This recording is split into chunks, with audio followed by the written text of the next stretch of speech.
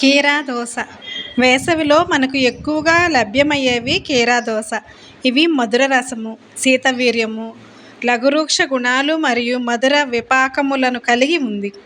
దీనిని రక్తపిత్తము, మూత్రకచ్చము, వాపు మొదలగు వ్యాధులందు ఉపయోగిస్తారు.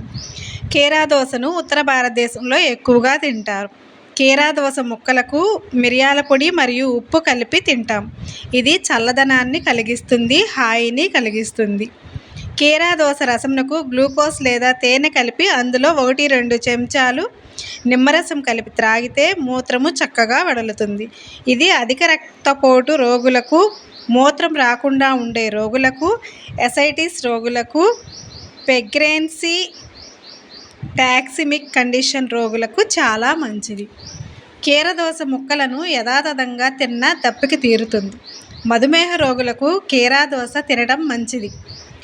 100 గ్రాముల కీరా దోస యందు కార్బోహైడ్రేట్స్, ప్రోటీన్స్, కొవ్వు, calcium, phosphorus, iron, sodium, potassium, vitamin B2, vitamin B1, vitamin C మరియు కొద్ది మోతాదులో విటమిన్ A కలదు. ఇంకా క్లోరిన్ మరియు సల్ఫర్ కలవు.